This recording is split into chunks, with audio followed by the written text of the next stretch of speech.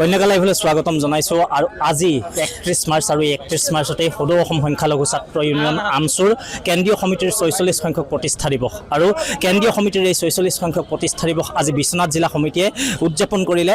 যি আচলতে কৰৈনী আহমদীয়া ইছলামীয়া মাদ্ৰাছা আছে, সেই কৰৈনী আহমদীয়া ইছলামীয়া মাদ্ৰাছাত তেওঁলোকে উদযাপন কৰিছে আৰু উলহ মালহেৰে আজি কেন্দ্ৰীয় সমিতিৰ যি আমছুৰ যি কেন্দ্ৰীয় সমিতি সেই ৪৬ সংখ্যক যি তেওঁলোকৰ প্ৰতিষ্ঠা দিৱস, সেই প্ৰতিষ্ঠা দিৱসত বৰ্তমান সময়ত আমাৰ লগত যি ৰাজ্যিক জিলা সম্পাদক আছে, আমি পোনে কথা পাতিম।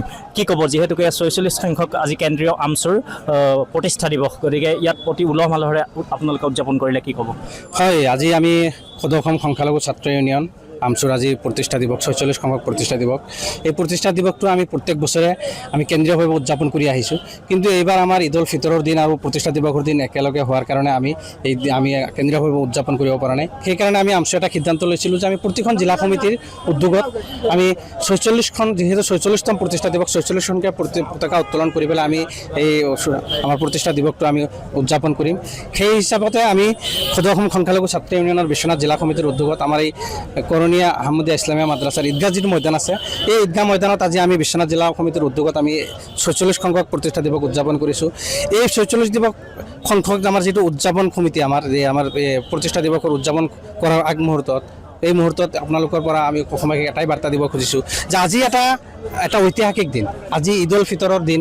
আজি এই ঈদ উল ফিতৰৰ দিনত আমি সকলোৱে সমগ্ৰ বিশ্ব ইছলাম ধৰ্মাৱলম্বী লোকসকলে একমাহ ৰোজা ৰখাৰ পিছত উলহ মালহেৰে আজি ঈদ উল ফিতৰৰ দিন উদযাপন কৰিছে, আমি উদযাপন কৰিছোঁ।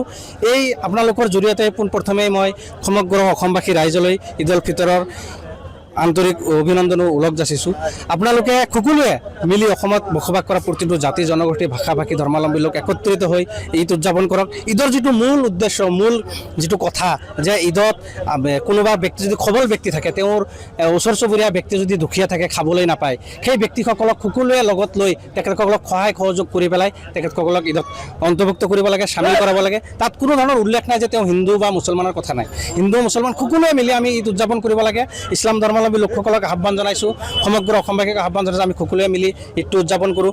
লগতে এই ৪৬ সংখ্যক যিটো আমাৰ আজি প্ৰতিষ্ঠা দিৱস, এই প্ৰতিষ্ঠা দিৱসক আপোনালোকে গম পায় যে ৪৬টাকে বছৰ আমছুৰ জন্ম হোৱাৰ পিছতো কিন্তু আজিৰ তাৰিখলৈকে অসমত বসবাস কৰা ধৰ্মীয় আৰু ভাষিক সংখ্যালঘু লোকসকলৰ সমস্যাখিনি কিন্তু আমি সমাধান কৰিবলৈ সক্ষম হোৱা নাই। আমি যদিও বিগত ৪৬ বছৰে চৰকাৰৰ সন্মুখত আমাৰ সমস্যাখিনি আমি উত্থাপন কৰি আহিছোঁ, কিন্তু বৰ্তমানলৈকে কোনো এখন চৰকাৰেই অসমৰ সংখ্যালঘু লোকসকলৰ সমস্যাখিনি সমাধান কৰাৰ কাৰণে তেখেতসকলে চেষ্টা কৰা নাই। আজিও আপোনালোকৰ জৰিয়তে অসম চৰকাৰক দাবী উত্থাপন কৰিছোঁ যে অসমৰ ১/৩ জনসাধাৰণ হৈছে অসমৰ সংখ্যালঘু লোকসকল। এই এক বুজন পৰিমাণৰ সংখ্যালঘু লোকক পৰিহাৰ কৰি, তেখেতসকলক বঞ্চিত কৰি, তেখেতক আওকাণ কৰি ৰাখি পেলাই অসমৰ সাৰ্বজনীন উন্নয়ন কৰাটো সম্ভৱ নহয়। সেইকাৰণে আপোনালোকৰ জৰিয়তে অসম চৰকাৰৰ ওচৰত আমি দাবীও জনাইছোঁ, তেখেতসকলক আহ্বান জনাইছোঁ, যদি অসম চৰকাৰে অসমৰ সাৰ্বজনীন উন্নয়ন বিচাৰে, অসমৰ প্ৰতিটো জাতি জনগোষ্ঠী ভাষা ভাষী ধৰ্মাৱলম্বী লোকক একত্ৰিত কৰি লৈ যিখন শংকৰদেৱৰ আসন, যিখন মাধৱদেৱৰ আসন, যিখন আজান ফকীৰৰ অসম, সেই অসমখনক যদি গঢ় দিব বিচাৰিছে, তেতিয়াহ'লে অসমৰ সংখ্যালঘু লোকসকলকো একত্ৰিত কৰি লৈ যাব লাগিব। গতিকে সেয়ে এই অসমৰ সংখ্যালঘু লোকসকল প্ৰতিটো ক্ষেত্ৰত আজিৰ তাৰিখতো পিছপৰি আছে। অৰ্থনৈতিক ক্ষেত্ৰত, সামাজিক ক্ষেত্ৰত, ৰাজনৈতিক ক্ষেত্ৰত, শৈক্ষিক ক্ষেত্ৰত, প্ৰতিটো ক্ষেত্ৰতে পিছপৰি আছে। গতিকে অসমৰ সাৰ্বজনীন উন্নয়নৰ কাৰণে অসমৰ সংখ্যালঘু লোকসকলে এইখিনি ক্ষেত্ৰত উত্তৰণ হোৱাটো বাঞ্ছনীয়। অসমৰ সংখ্যালঘু লোকসকলক পিছ পেলাই ৰাখি, আঁতৰাই ৰাখি কেতিয়াও অসমৰ উন্নয়ন সম্ভৱ নহয়। চৰকাৰক আমি আহ্বান জনোৱাৰ উপৰিও অসমৰ প্ৰতিটো জাতি জনগোষ্ঠী ভাষা ভাষী ধৰ্মাৱলম্বী লোককো এটা আহ্বান জনাব খুজিছোঁ আজি মই, যে আজি যিহেতু এটা অতি সুন্দৰ দিন, ভাতৃত্ববোধৰ দিন, আজি এই দিনটোত ঈদৰ জৰিয়তে আমি অসমত বসবাস কৰা প্ৰতিটো জাতি জনগোষ্ঠীৰ মাজত বন্ধুত্ব, ভাতৃত্ববোধ আৰু ঐক্যৰ এনাজৰীডাল অধিক সুদৃঢ় হওক, আৰু সকলোৱে মিলি অসমত যিবিলাক কিছুমান একাংশ ৰাজনীতিবিদে হওক, একাংশ উগ্ৰ জাতীয়তাবাদী নেতাই হওক, একাংশ উগ্ৰ মৌলবাদীয়ে হওক, অসমখনক যিহেতু বিভিন্ন সময়ত আমি দেখা পাওঁ বিভিন্ন জাতি জনগোষ্ঠীৰ মাজত ভাগ কৰি পেলাই অসমখনক নিক্ষেপ কৰাৰ কাৰণে এটা ষড়যন্ত্ৰ ৰচনা কৰি থাকে, সেইবিলাক যাতে কৰিব নোৱাৰে আমি সকলোৱে একত্ৰিত হৈ অসমখনক আমি আগবঢ়াই লৈ যোৱাৰ কাৰণে অসমবাসীক আহ্বান জনাইছোঁ। অসমৰ প্ৰতিটো জাতি জনগোষ্ঠীক আহ্বান জনাইছোঁ, হিন্দু, মুছলিম, খ্ৰীষ্টান, জৈন, বুদ্ধিষ্ট, আমি সকলোৱে একত্ৰিত হৈ অসমখনক আগবঢ়াই লৈ গৈ শংকৰদেৱ গুৰুজনাৰ যিটো বৰ অসমৰ সপোন, সেই অসমখনক বাস্তৱিত কৰাৰ কাৰণে আমি একত্ৰিত হৈ আগবাঢ়ি যোৱাৰ কাৰণে অসমবাসীক মই আহ্বান জনাইছোঁ আজি এই দিনটোতে। ধন্যবাদ জনাইছোঁ আপোনাক। ৪৬ সংখ্যক কেন্দ্ৰীয় আমছুৰ আজি প্ৰতিষ্ঠা দিৱস আৰু আহমদীয়া ইছলামীয়া মাদ্ৰাছাত তেওঁলোকে উলহ মালহেৰে উদযাপন কৰিলে, কি ক'ব? ধন্যবাদ। মই পোনপ্ৰথমে সদৌ অসম সংখ্যালঘু ছাত্ৰ ইউনিয়নৰ বিষয়ববীয়াক মই ধন্যবাদ জনাইছোঁ।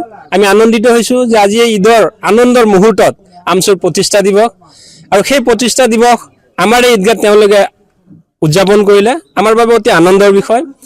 তাতোকৈ ডাঙৰ কথা হ'ল যে আমচুৰ সন্মানীয় সাধাৰণ সম্পাদক আমাৰ এই অঞ্চলৰ এগৰাকী বিশিষ্ট ব্যক্তি, তেওঁ আজি আমাৰ ঈদগাহত আহি নামাজ পঢ়িলে।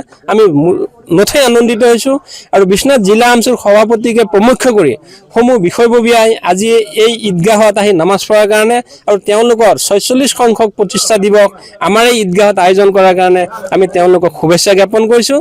আমচু জিন্দাবাদ, আমচু লং লিভ। ধন্যবাদ। আৰু এয়া আছিলে সদৌ অসম যি সংখ্যালঘু ছাত্ৰ ইউনিয়নৰ বিষয়ববীয়াসকল। আৰু আজি কেন্দ্ৰীয় সমিতি যি সদৌ অসম সংখ্যালঘু ছাত্ৰ ইউনিয়ন আমচুৰ কেন্দ্ৰীয় সমিতিৰ ৪৬ সংখ্যক প্ৰতিষ্ঠা দিৱস আৰু এই ৪৬ সংখ্যক প্ৰতিষ্ঠা দিৱস আজি বিশ্বনাথ জিলা সমিতিয়ে কৰৈনী যি আহমদীয়া ইছলামীয়া মাদ্ৰাছা আছে, সেই আহমদীয়া ইছলামীয়া মাদ্ৰাছাত পবিত্ৰ দিন এই ঈদৰ মাজতে তেওঁলোকে আজি উলহ মালহেৰে উদযাপন কৰা দেখিবলৈ পোৱা গ'ল। কেমেৰা পাৰ্চন হৃদয়ানন্দৰ সৈতে মই মানৱ, আপোনালোকে চাই থাকক আপোনালোকৰ প্ৰিয় চেনেল কন্যাকা লাইভ।